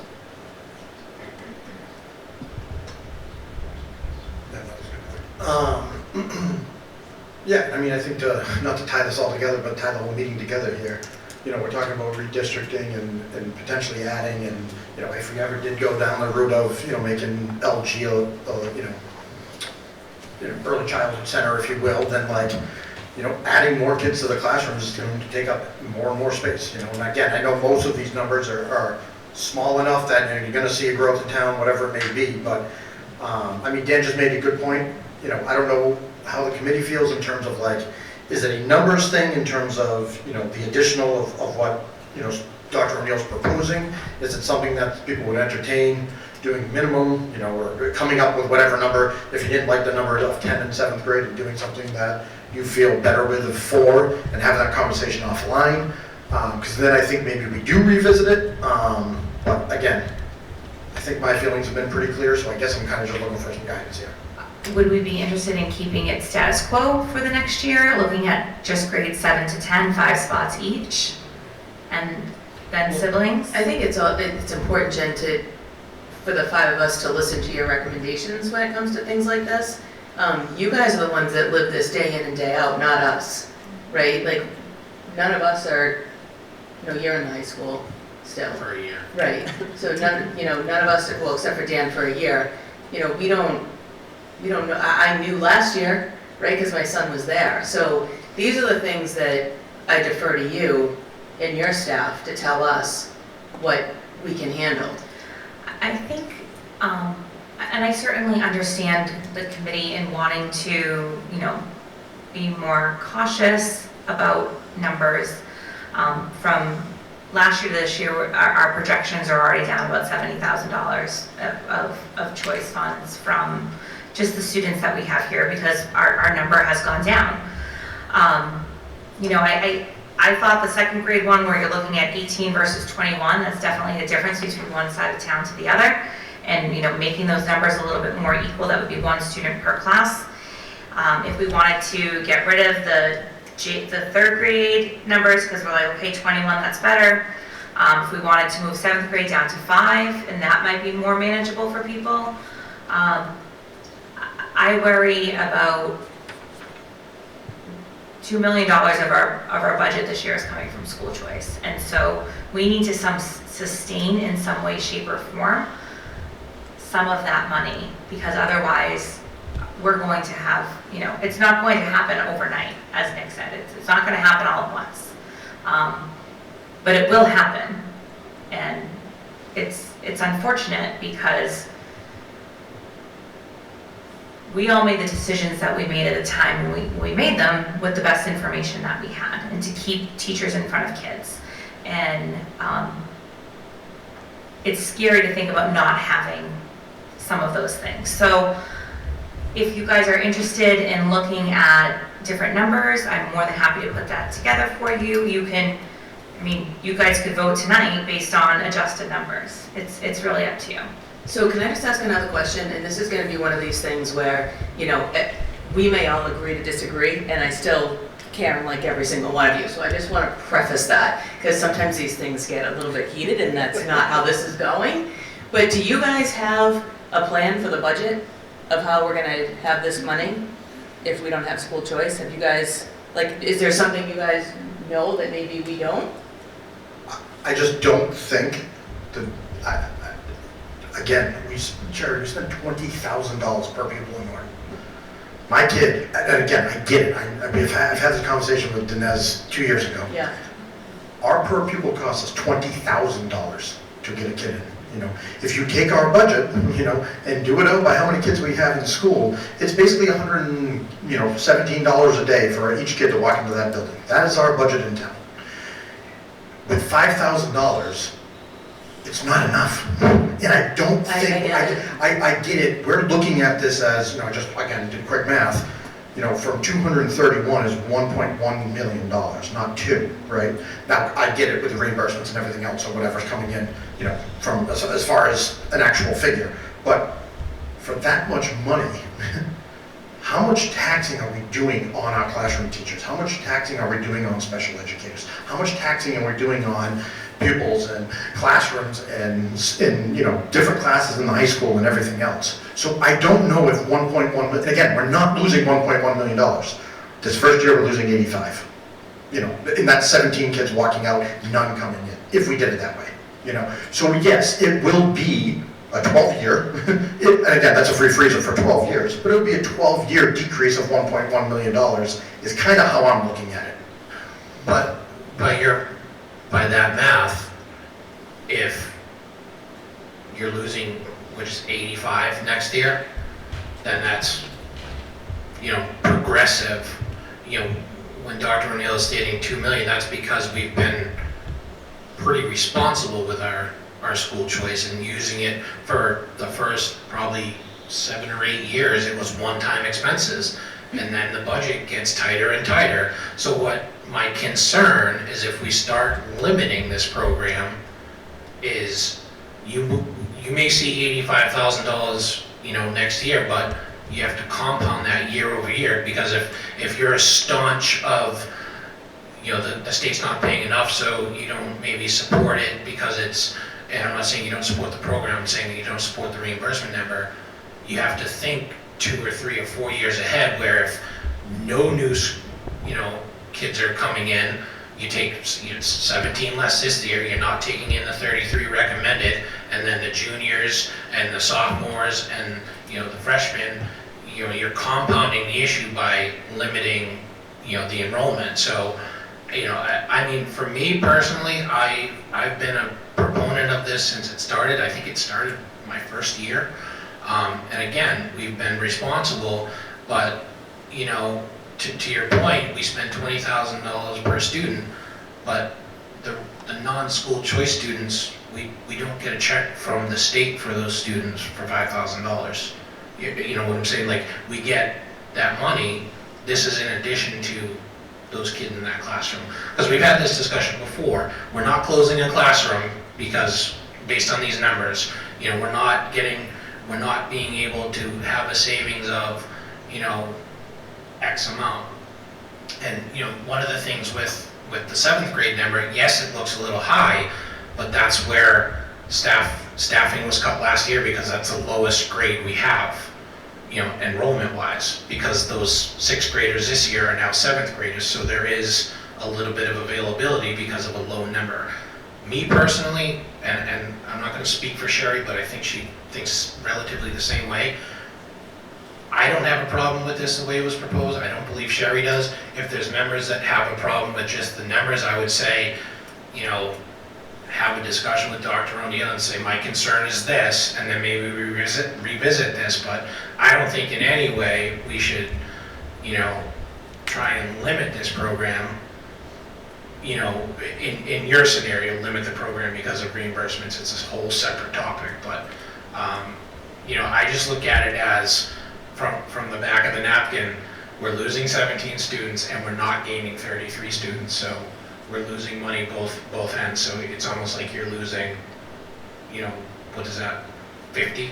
So you're losing 50 students total because you're not allowing 33 in, and you're losing 17 to graduation.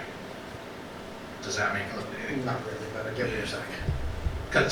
So your $85,000 is now, you know, a little bit more because you're not having kids come in to supplement the 17 that are going. Yeah, all I would need is 17 to come back in to get to the 85 again. But you're not allowing them in. That's the thing. You're not allowing 33 spots. Yes. So you're now losing 17 spots and now not allowing 33 in. So you're down 50 spots total for next year.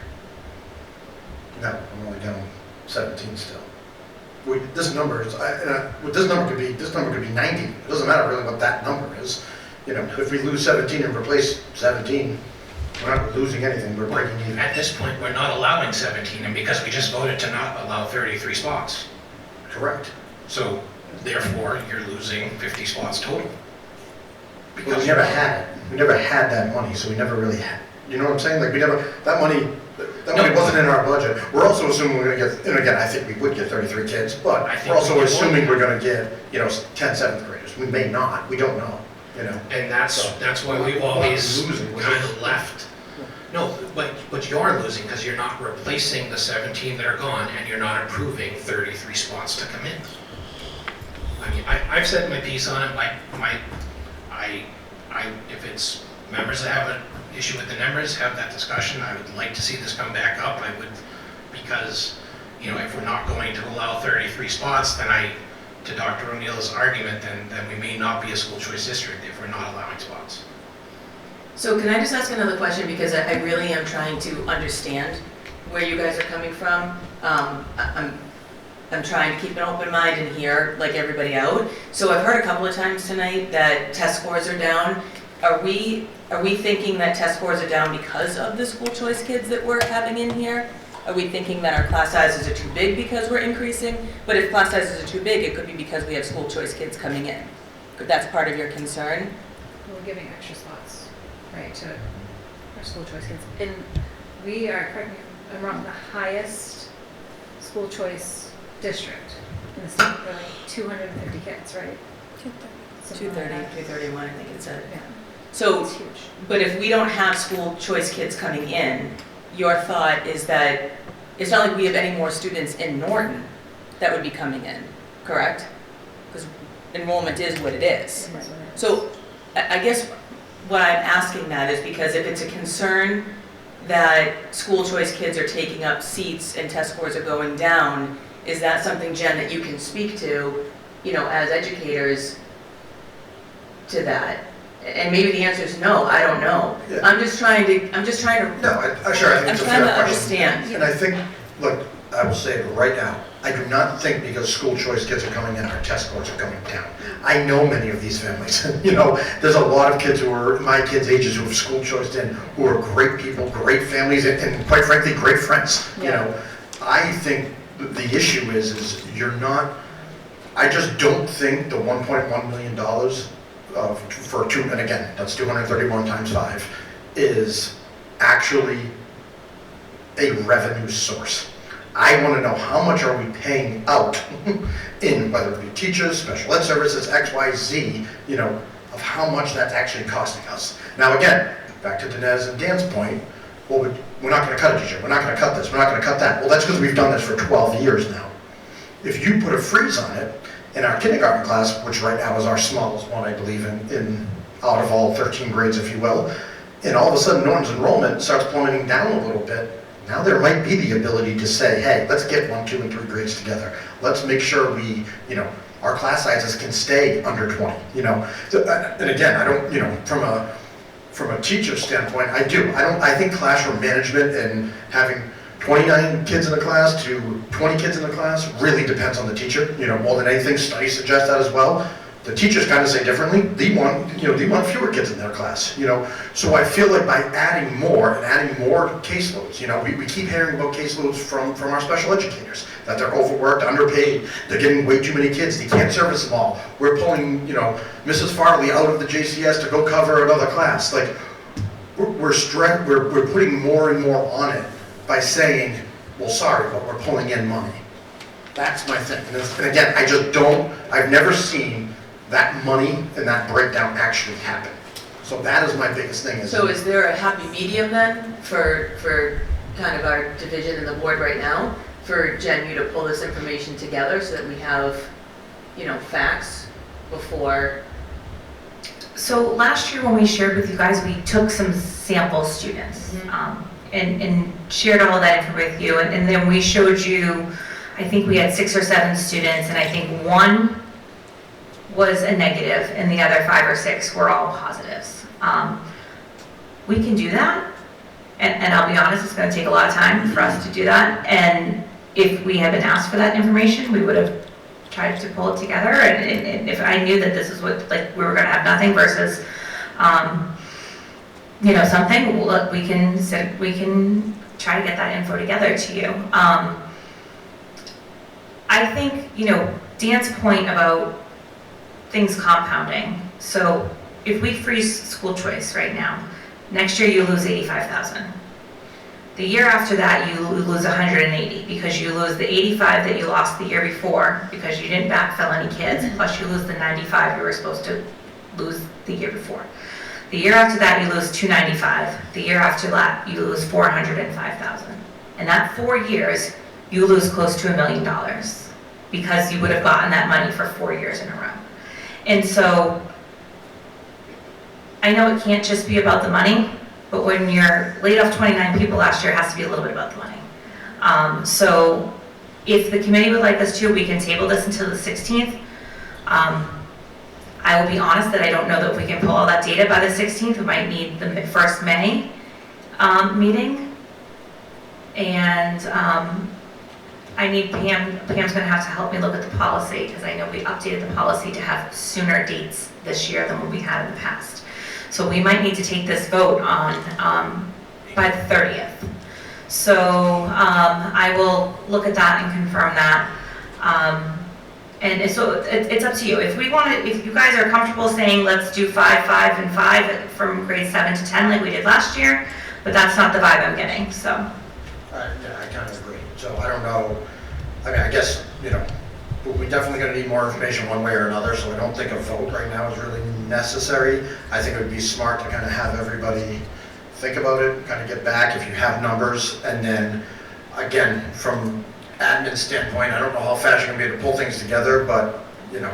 Well, you know, I guess, and much like Sherry, not a disrespect, but, you know, to the other members that voted in the negative, I guess Nick's made it pretty clear what his issues are. Is yours just a numbers issue and he wanted it to, like, for example, if you want that 10 to be a 5, is it like, I just want to get to the root of the issue because if it's the numbers that Nick is and that's an undertaking, or is it, you know, the reimbursement type of scenario versus just if you guys have a problem with the numbers, like that's where I'm kind of like, if you just want it to be 10 to 5, then that's, you know, is that the, and I'm not going to have you you don't have to publicly tell me, but I would say for you guys to maybe chat with Dr. O'Neill offline, one-on-one, and say my issues are X, Y, and Z versus, you know, and I'm not going to speak for you, but if you don't want it to be 10 and you want it to be 5, then I'm going to vote for that either way. So I just would say, you know, if your concerns are what they are, just kind of have those addressed privately and maybe we revisit this vote. And that's what I would say. Is my kind of 2 cents on it. I mean, I know what yours are, Nick. So I mean, everybody knows what Nick's issues are, unfortunately. But well, because it's been the delivery. Yeah, there's some truth to the state not reimbursing. I 100% agree with that, but I just have a different thought process, but that's okay. Well, I think what Dan just said is helpful. I think you guys should chat with Jen, because as a board, collectively, we are trying to all learn from each other and figure this out and navigate it. So I think that would be helpful. Do you think the state looks at our high number of school choice kids and views that as a reason why they're not giving us as much as other districts? No, they can't do anything around that formula that has anything to do with school choice students. Yeah, there's been no change. There's nothing that they can do in that formula at all. But it is important for us to know that every time our enrollment declines, we also get less money in Chapter 70. So. And I believe it was 98 that school choice was instituted, and that amount hasn't been changed yet. And again, to Nick's point, there was a bill that's failed. I know there's a lot of discussion at the state level on Chapter 70, but that's not choice-based funding, unfortunately. And you know, as I respect Nick's point, that's a tall order to get the state to really look at this, and I don't want to see kids looking for opportunities have to wait for the state of Massachusetts to make things right. So again, that's kind of my 2 cents to the other members, is maybe just have a one-on-one discussion and you know, whatever your concerns might be, just trying to have those addressed. So I mean, I'm a big proponent of this. I have been for my time on the committee, so whatever is going to be presented to me, and as much as I didn't like limiting it last year, it's never a money issue for me. It's never a reimbursement issue for me. It's an opportunity for these kiddos that are looking for something better. That's how I've always looked at it. So. Fair enough. All right, so I guess I'll entertain a motion to table with the direction from admin to, Well, can we do? No, you wouldn't be tabling because the vote was in the negative. So this is now a closed item on the agenda. If the committee has a one-on-one discussion with Dr. O'Neill and it's a numbers thing, we already voted. hold on. Because I understand we voted no to the, as presented. The problem is you said we need to have a public hearing. So what we'll do is we'll schedule a public hearing and we'll go from there, because ultimately we need to have a decision by May 1st. But can we still bring this back up on Yes. April 16th? Like if these guys come to you and say, this Yes. is what I was thinking. I just need to know what additional information is needed. Yeah. Yep. So for Audrey and Justine, and I'm just my 2 cents, if yours is the issue of you only want to do 20 spots and then this can be put on a further agenda, but if it's no against school choice adding any spots, then it's a different policy and procedure of public hearing, because we would no longer be a school choice and we would have to potentially check with legal and the school choice policy if we can even allow staff or siblings in at that point. I'm not sure how that reads. So we need to vote by April 30th. That's the last date that we can vote, because we have to let the state know by May 1st. I understand that, Yeah. but my question for clarity is, if we say no new school choice spots and we essentially then become not a school choice district, how does that impact potentially any staff or siblings? Siblings are allowed under the regulation as long as their siblings are here. Staff will not. So we could not enroll any staff children as school choice unless they already have a sibling that are here. How many staff kids do we have here right now? Oh gosh, off the top of my You can head. get it back to us if you did. Yeah, I don't know off the top of my head. So then I guess from what you need from us, in what direction, would be, And we don't have to do this now. We can talk offline about what exactly we want. It's up to you. okay, yeah, I mean, I think everyone kind of knows what I want, but, okay. And then, as a perk of a contract from other districts, can we look into, I guess that would be my big thing, is like, what are the legal ramifications, if you will, by doing this? What does the public hearing mean? What does it mean for our staff? How do other districts get around that as a perk in a contract? How does that all kind of factor into the work?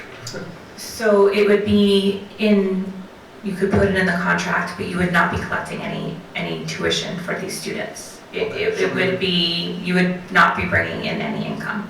So it would just be simply that we allow staff to register their children in their community as a perk of working as a Norton educator. And I should probably know this. Is that open for all Norton employees? Choice? Yes. I mean, it's open for anyone. So it would be like if you're a Norton firefighter, like anyone could do that. Okay. That would not be something we would put in our contract with teachers and pairs. Okay. All right. I guess we can move on then. Any other, good? Everyone's on the same page here? Perfect. Any other business not anticipated in 48 hours? No. Nope. All good. Motion to adjourn? So moved. All those in favor? Second. Thank you. She got it.